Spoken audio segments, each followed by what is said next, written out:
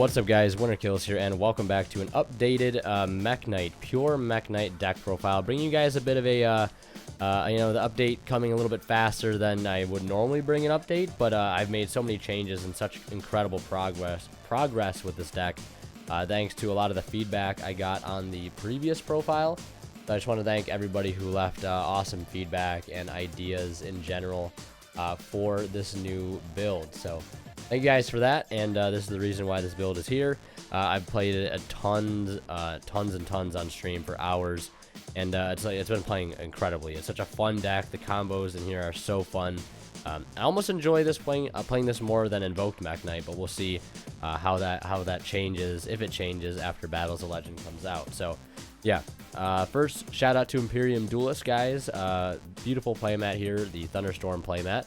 You can find on their website, as well as other awesome playmats that you guys have seen me use. Millennium playmat, Dragon Scale playmat, etc., and awesome sleeves on their website as well, like these purple non-effect sleeves.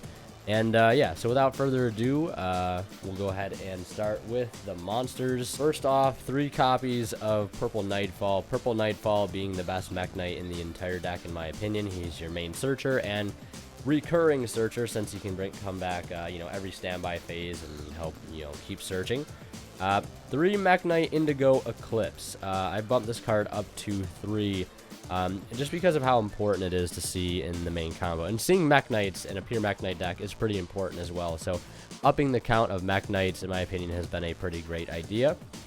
And the one thing I literally didn't realize this about Indigo is that his effect to move zones or target any Mekk-Knight and move it into a different zone is not a once per turn. I literally just found that out like a couple weeks ago. So you can only summon him once per turn, but if you got 2 of them on the board, they can just move around all over the place.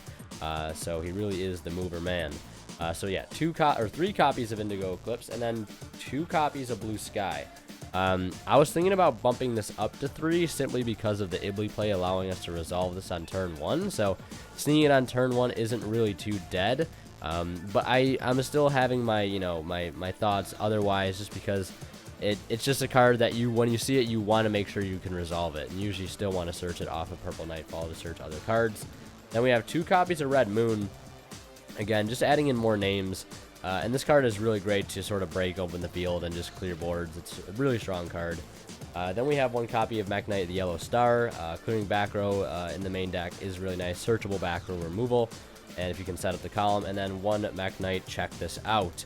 I like playing Check This Out because it's a searchable normal summon that you can get off of either purple or purple or Blue Sky. Because sometimes you'll be able to resolve a Blue Sky or something, and you will be able to search a Mekk-Knight, but you'll be able to create no other columns because of a given circumstance. And then being able to search this out to normal summon to make Link Spider or something is really nice. So I do like that option. Although maybe I cut it for a 3rd Blue Sky. Not entirely sure at the moment. So that is it for the Mekk-Knights. A bit more Mekk-Knights than previous profiles. But I've definitely been liking the ratios 100%. Now moving on to the next engine in here, which is the spiciest engine of all. I wish this card had a rarity bump because I love it so much. 3 copies of Draconet. When it's normal summon, you can special summon 1 level 2 or lower normal monster from your hand or deck in defense position. And who are we going for? Crowned by the World Chalice, because this allows us to make Ib, the World Chalice Justiciar, and neither of these are tuners, but Ib allows us to use any normal World Chalice monster and treat it as a tuner for that synchro summon. So opening this with any Mekk-Knight, opening this with Purple Nightfall ideally is such an insane combo. And I'll probably show it off at the end of the video or something, or maybe make a separate combo video. Yeah, but moving on, we have another set of normal summons here. That is 2 copies of Nightmare Corruptor Ibli. Normal this, go into Mermaid, give this to them, and then you are able to put a monster on their field turn 1 to be able to resolve your Blue Sky, and it leaves them with a Ibli on their field. If they can't out it, they can't out it. And if we're playing against a deck like Orcus or any Orcus deck, we can just simply search a Red Moon and just blow up the Ibli so they don't have the option to use it. Another cool thing you can do is you can normal the Ibli, make Mermaid, and then summon a Mekk-Knight here, and then summon Timeaton in the other extra monster zone. So you leave them not being able to special summon anything other than Lynx, and then also they don't have an extra monster zone to work with. So they have to crash this, and they still can't use the extra monster zone, and they have to worry about clearing the Timeton as well. It's such a strong card in here. I was playing 3, but decided to drop it down to 2 because opening multiples of that really does suck. And I think it's not as good as the Draconet play, so that's why I'm playing multiple copies of Draconet. But yeah, so moving on, 1 copy of World Legacy World Chalice and 1 Lee the World Chalice Fairy. This is our main summon target off of Ib in the extra deck, and then this will add this to be able to pitch to the graveyard off of a Morningstar, and then this will allow us to search any World Legacy card next turn by banishing it from the graveyard. So very, very strong set of cards right there. Then 2 copies of Timeton. If I were to play any other hand, like this is such a good hand trap in this deck. It works so exceedingly well with Mekk-Knights because you're always going for the column scheme, unlike with other decks. And like I said, there's that cool little soft lock you can pull off with Timeton and Ibly, leaving them with the Ibly and then blocking off their extra monster zone, which is really, really strong. And a lot of decks will not expect this card. You can just clear your entire columns for you and bait out negations, and it has pretty good stats as well. 2000 attack is pretty nice. Now, that is it for the monster lineup. We'll go into the spells now. To start, we have 3 copies of Called by the Grave. Our plays, they got to go through as much as they can, so playing 3 Called by is good. Triple Instant Fusion. This card is both good going first and second. Help making columns going first. I wish I had a Millenniumized Restrict because this card would be instantly better if I had one. But if you have one, rejoice, because this card just makes it like Millenniumized Restrict is such a good card for going first, and being able to access it with Instant Fusion is so nice. And not only that, it also would give you a column. You just need another card to set. But yeah, Instant Fusion, a great card going first and second in this build. Then we have 2 copies of Signet Mining. This does not only search the Draconet, but it also searches Ibly, which is great. So we have a way to search out that normal summon, which is incredible. 2 copies of World Legacy's Memory. This card can be used as a great follow-up after we do our Ib play, but it can also be used as sort of like a save card that kind of saves you, gets your play started, gets you a Purple Nightfall, gets you a Blue Sky to resolve. Really awesome card. The only thing that would make me consider it cutting it down to 1 is the fact that, like, if you use this to go out for purple, then grab a Braum and normal Braum, make Link Spider. Like, you can't make Link Spider. So I wish there was like a Mekk-Knight Link 1. Maybe we'll get that someday. But yeah, that's like the only time that little the restriction where you can only summon Mekk-Knights kind of hurts a little bit. Other than that, it's never really a problem.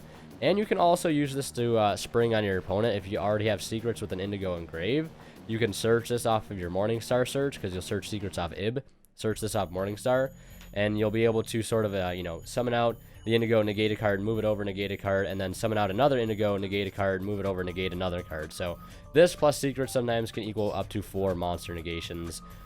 So it's a very, very strong card, hence why I'm playing 2 copies in the main deck, because it definitely doesn't hurt to open sometimes, in addition to your normal combo. 2 copies of World Legacy Succession. This could be 1 Monster Reborn, 1 Succession, but Succession is so great in here. It really is. It's such a great extender and helps you just OTK sometimes when you go second. And 1 World Legacy Key. I love Key. Key's great. Negates any trap that activates in the same column as a Mekk-Knight, but also adds back any Banish or World Legacy card from our Banish zone, or Mekk-Knight or World Legacy card. So after we banish that World Legacy World Chalice to search, we can add this, play it, add that back, and then have free discard fodder for our next Morningstar. And we can also negate traps on top of that. So very, very awesome card in my opinion. Very underrated as well. Moving into the traps here, 3 copies of Infinite Impermanence. Fantastic card. Nice hand trap to have when going second. Good card to have going first. Could be Lost Wind. You can play Breakthrough Skill as well, or Forbidden Chalice. You don't have to play Impermanence. So there's some budget options. Then we have 2 copies of World Legacy Secret.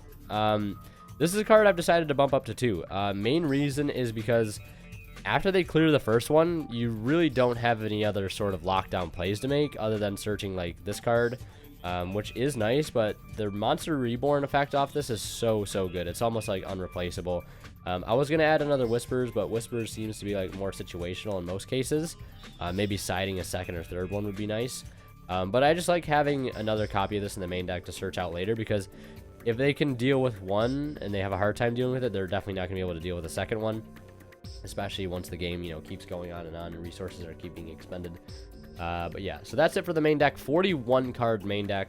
That 41st card being the second copy of Secret. You could drop a Braum and play 40 if that floats your boat. If you only like playing 40, then I got you. Totally understandable. But now going into the extra deck to start with a Synchro monster. One Synchro, this being the Ib, the World Chalice Justiciar. We can make this with Draconet and Crown by the World Chalice. It says for this card, Synchro Summon, you can target one World Chalice normal monster, or treat one normal, It says for this card, Synchro Summon, you can treat one World Chalice normal monster you control as a tuner for this card, Synchro Summon. Yeah, so it's really, really a solid card. And when it's Special Summon, you can add any World Legacy card from your deck to your hand. So you could add Secrets, Succession, Whispers, Memory. There's so many amazing targets to grapple with this card. And then after you link it away, you can Special Summon one World Chalice monster from your deck to your hand. So you go for Lee. Lee adds the World Legacy World Chalice. And then you link the Lee and the Morningstar into another Morningstar, discard the World Chalice, search another World Legacy card, and then you don't have to discard anything else in your hand that you added because you gave yourself that guaranteed discard target off of Lee, the World Chalice Fairy. Then moving into the links, one Sword, one Load, one Spectrum Supreme. This card is nuts. A lot of decks can't deal with the non-targeting and destruction, and it has 3k attack. So like if you set this card up after a Morningstar play, it can be really hard for a deck to deal with. So yeah, then one Unicorn, 3 copies of Morningstar. You go through Morningstar pretty quick in this deck. You make 2 normally in the first combo, leaving you with just only 1 left in turn 3. So playing multiples is definitely welcomed.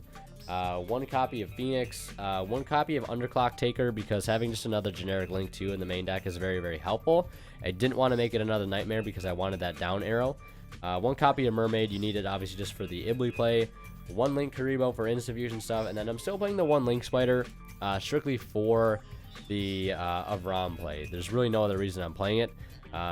It's just for Avram, because the Avram Link Spider play is nice sometimes, because if you open Avram, normal it, make the Link Spider, and that gives you a column turn 1 when you don't see a Sign Up Mining Draconet or Ibly. So it's a good play starter and definitely a good extra deck option to have. Is it necessary? Probably not, especially if you decide to cut that Avram for like a 3rd Blue Sky, or just cut it, you know, just go down to 40 cards. Don't need to play. You just add in anything else, maybe a Nightmare Cerberus. Now 1000 Eyes Restrict and 1 Invoked Raging. Oh, another thing to mention, another replacement for this could be the new Blackluster Soldier Link we are getting in Battles of Legend as well, because it's a good Link 3 to make, and if you get added benefits if you make it with a level 7 or higher monster, which is using Indigo, Red Moon, and stuff, a lot of the normal Mekk-Knights to make. So very, very strong card to have in here eventually. So yeah, and the Raging as well. So just another instant fusion target. So yeah, that's it for the main deck. That's it. Yeah, that's it for the main deck and the extra deck. So yeah, hope you guys enjoyed this profile. If you did, be sure to leave a like and let me know what you think down in the comment section below. I will try to get some combos and test hands up for this deck as soon as possible, because I think you guys are really liking it, and I'm really liking it too. It's probably one of my favorite decks to play this month. A very, very up there, I would say. Such a fun deck to play, and it's so powerful too. It has very strong going first plays, which is something Mekk-Knights have never really had. But yeah, thank you guys so much for watching. Thank you for all the support. Join Discord, follow me on Twitch as well to see me test this deck live. And yeah, check out Imperium Duelist as well. Use that code WinnerKills10 off to save 10% off on your entire order. They're having that sale right now. I think they still are, at least they are when I'm making this video. I don't know if they still are. But yeah, thank you guys so much for watching. As always, WinnerKills, sending out. We'll see you guys in the next one.